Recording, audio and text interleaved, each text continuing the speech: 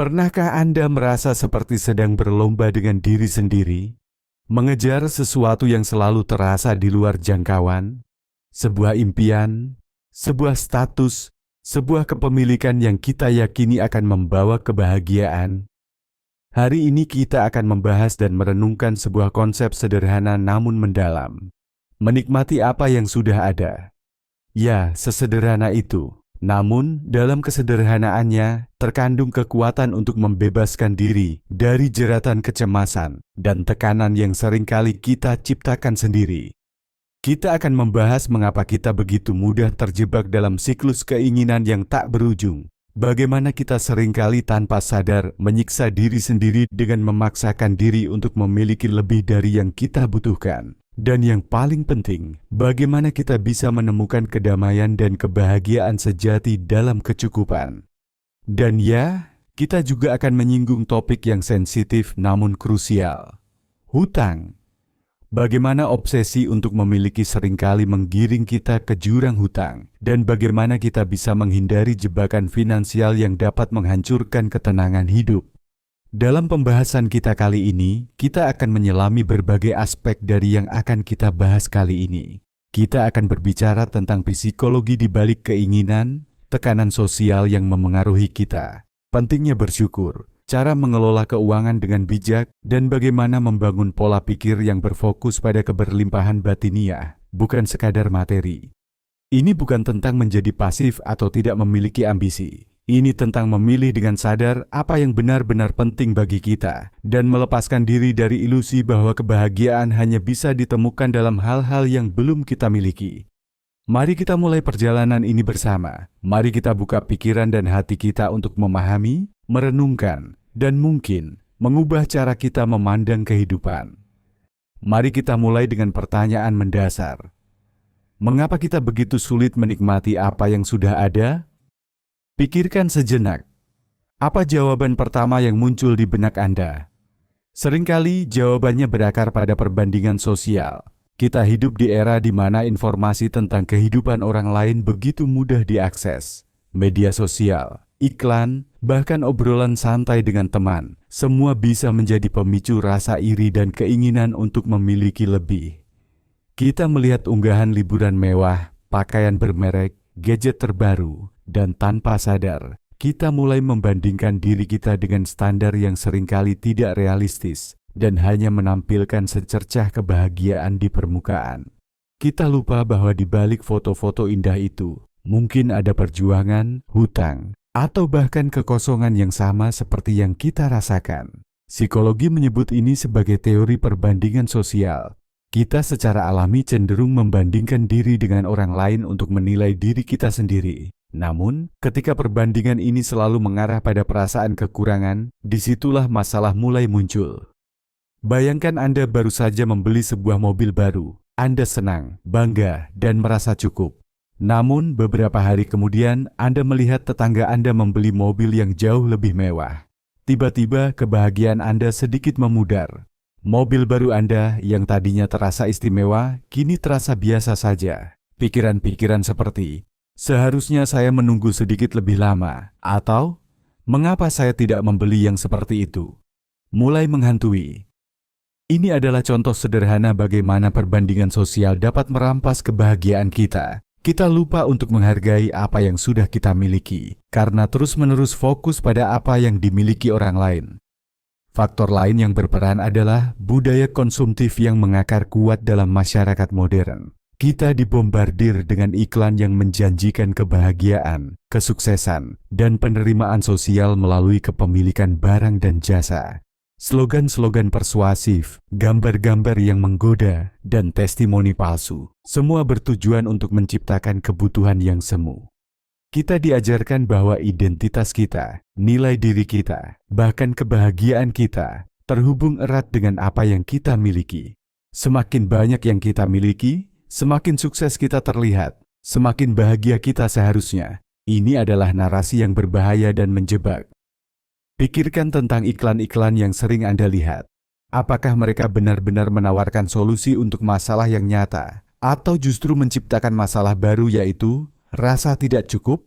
Sebuah iklan parfum tidak hanya menjual aroma, tetapi juga citra kemewahan dan daya tarik. Sebuah iklan mobil tidak hanya menawarkan transportasi, tetapi juga status dan kebebasan.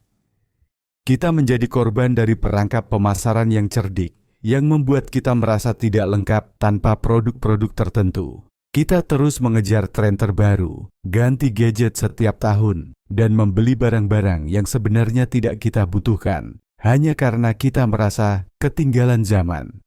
Selain perbandingan sosial dan budaya konsumtif, ada juga dorongan alamiah manusia untuk selalu menginginkan lebih. Ini adalah bagian dari insting bertahan hidup kita. Di masa lalu, memiliki lebih banyak sumber daya berarti peluang bertahan hidup yang lebih tinggi. Namun, di era modern ini, dorongan ini seringkali tidak lagi relevan. Kita hidup di dunia yang relatif berlimpah, terutama di negara-negara maju. Namun, otak kita masih bekerja dengan logika yang sama. Lebih banyak berarti lebih baik.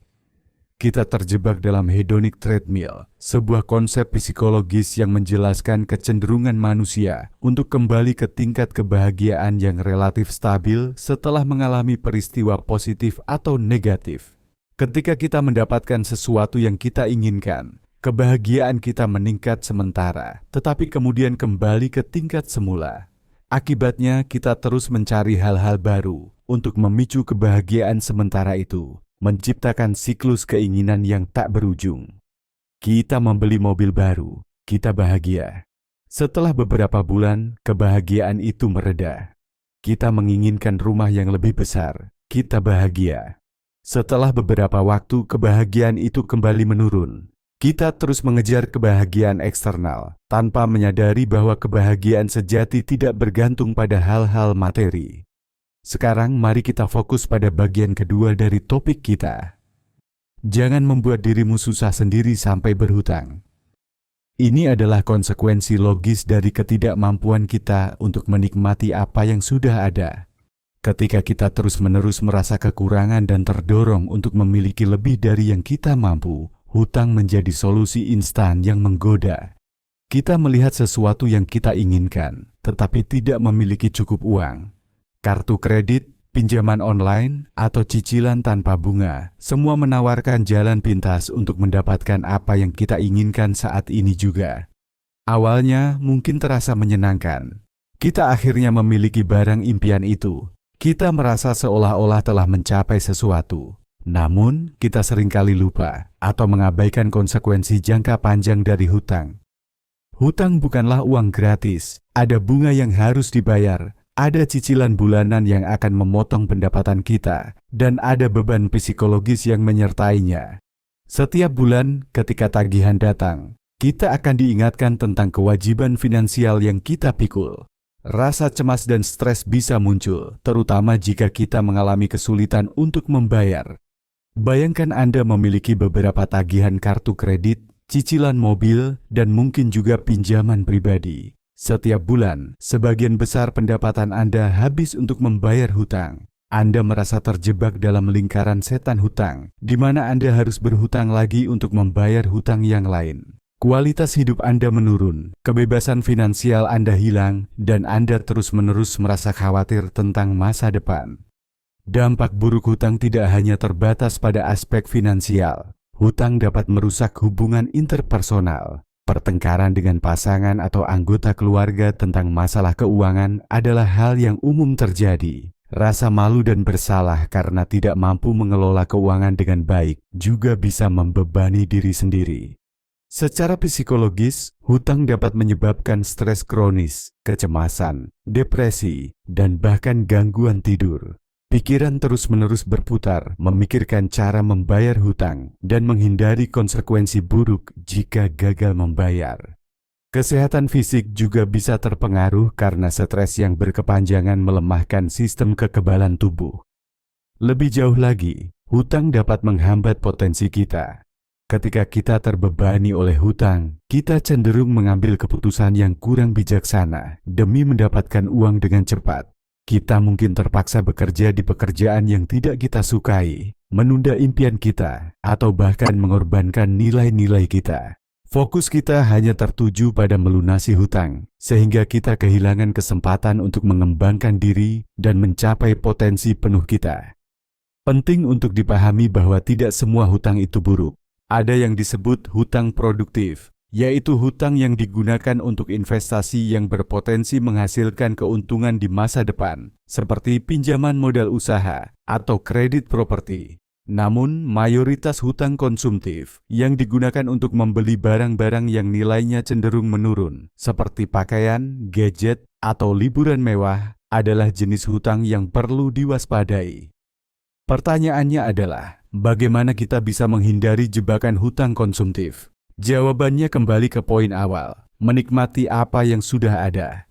Ketika kita mampu merasa cukup dengan apa yang kita miliki, keinginan untuk membeli hal-hal yang sebenarnya tidak kita butuhkan akan berkurang secara signifikan. Kita tidak lagi merasa perlu untuk terus-menerus mengejar tren terbaru atau memamerkan kemewahan untuk mendapatkan pengakuan orang lain.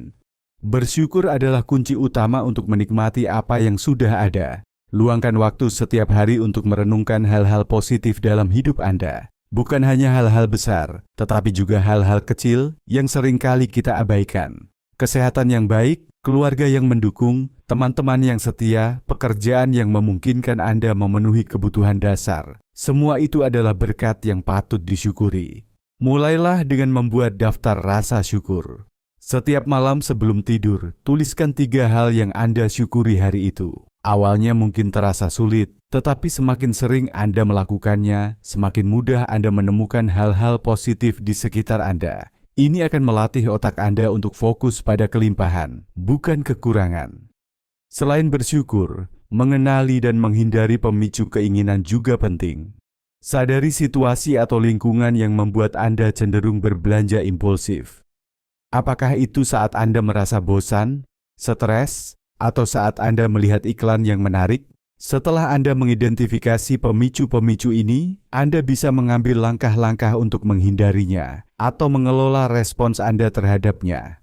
Misalnya, jika Anda cenderung berbelanja saat merasa stres, cari cara lain untuk mengatasi stres, seperti berolahraga, bermeditasi, atau menghabiskan waktu dengan orang-orang terdekat. Jika Anda mudah tergoda oleh iklan online, batasi waktu Anda di media sosial atau gunakan pemblokir iklan. Membedakan antara kebutuhan dan keinginan adalah keterampilan penting lainnya. Kebutuhan adalah hal-hal yang esensial untuk kelangsungan hidup dan kesejahteraan dasar, seperti makanan, tempat tinggal, pakaian, dan kesehatan. Keinginan adalah hal-hal yang membuat hidup lebih nyaman atau menyenangkan, tetapi tidak mutlak diperlukan. Ketika Anda tergoda untuk membeli sesuatu, tanyakan pada diri sendiri, apakah saya benar-benar membutuhkan ini atau hanya menginginkannya? Jika jawabannya adalah hanya menginginkannya, tunda pembelian tersebut.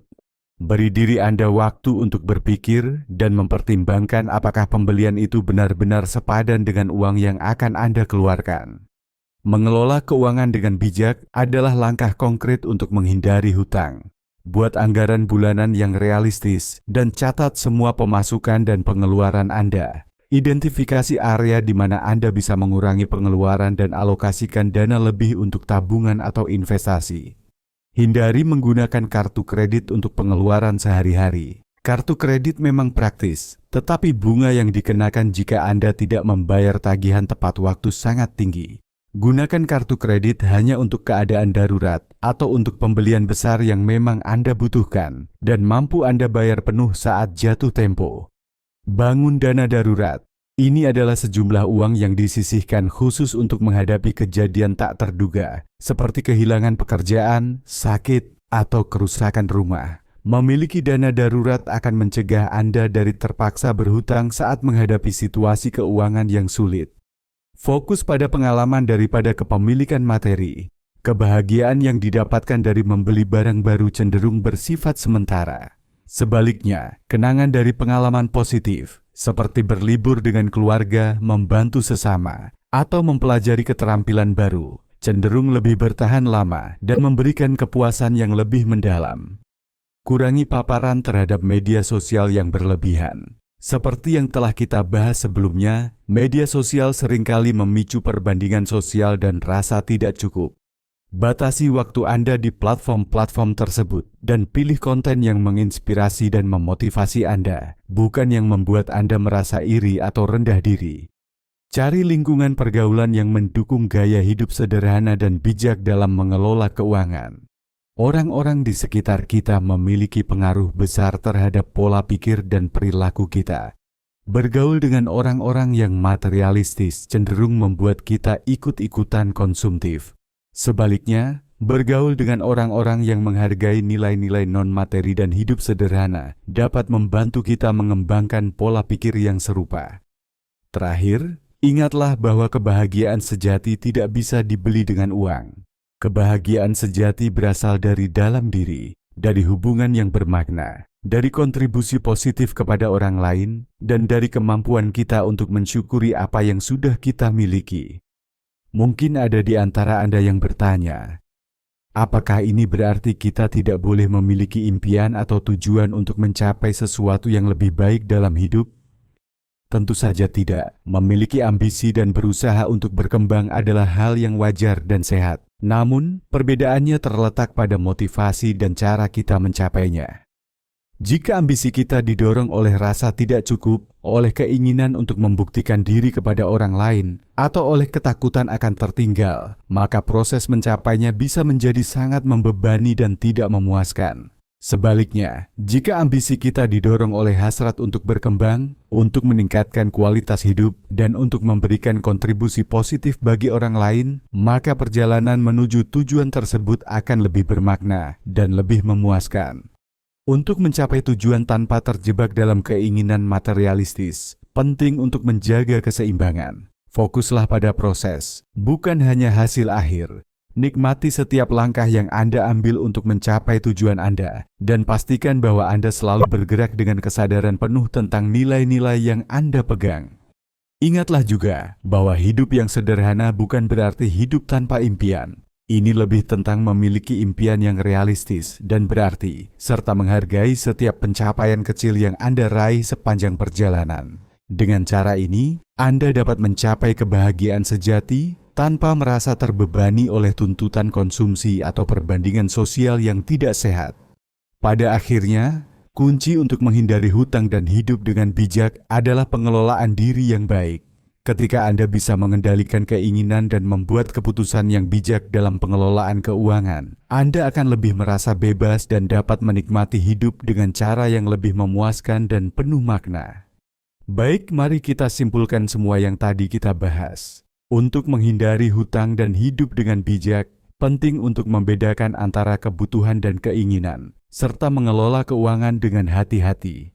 Mengutamakan pengalaman daripada kepemilikan materi, membangun dana darurat, dan menghindari perbandingan sosial yang merugikan melalui media sosial adalah langkah-langkah yang dapat membantu kita hidup lebih sederhana dan lebih bijaksana. Dengan memiliki tujuan yang bermakna dan tidak didorong oleh rasa tidak cukup atau tekanan sosial, kita dapat mencapai kebahagiaan sejati yang tidak bergantung pada konsumsi.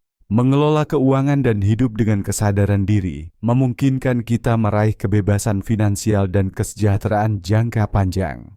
Terima kasih sudah menonton. Jangan lupa subscribe dan menyukai video ini jika kalian suka. Tinggalkan komentar di bawah bagaimana pendapatmu. Bagikan video ini pada orang terdekatmu jika video ini bermanfaat.